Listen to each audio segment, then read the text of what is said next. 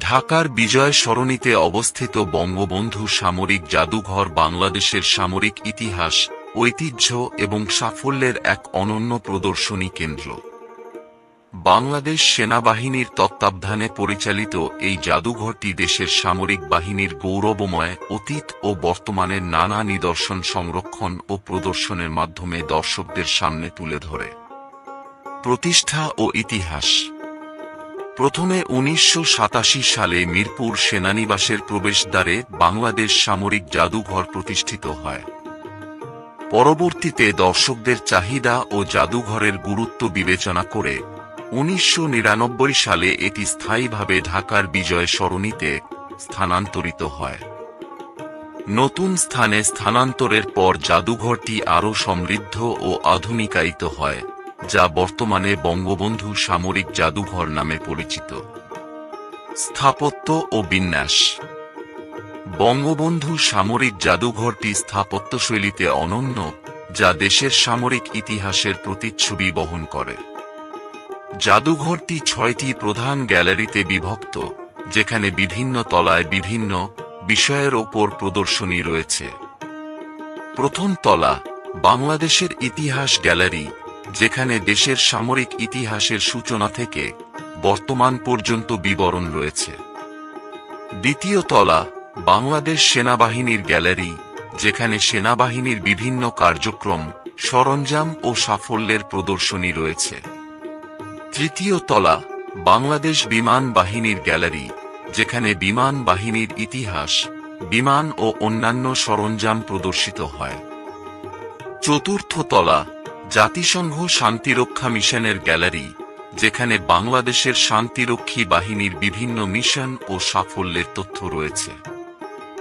Basement Bangladesh নৌবাহিনীর gallery, যেখানে নৌবাহিনীর ইতিহাস, জাহাজ ও অন্যান্য সরঞ্জাম প্রদর্শিত হয়। এছাড়াও জাদুঘর কমপ্লেক্সের মধ্যে তোষাখানা জাদুঘর নামে একটি পৃথক জাদুঘর রয়েছে, যেখানে দেশের গুরুত্বপূর্ণ ব্যক্তিদের প্রাপ্ত উপহার ও স্বীকৃতি প্রদর্শিত হয়।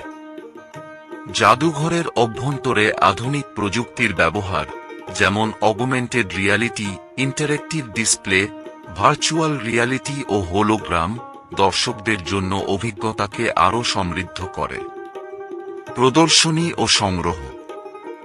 জাদুঘরের প্রধান আকর্ষণগুলোর মধ্যে রয়েছে মুক্তিযুদ্ধের সময় ব্যবহৃত বিভিন্ন অস্ত্রশস্ত্র, যানবাহন ও সরঞ্জাম।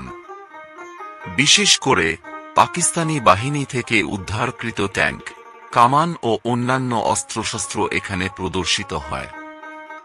এছাড়া মুজিব কর্নারের স্বাধীনতা আন্দোলন, মুক্তিযুদ্ধ ও বঙ্গবন্ধু শেখ মুজিবুর রহমানের স্মৃতিবিজড়িত আলোকচিত্র ও তথ্যাবলী প্রদর্শিত হয়।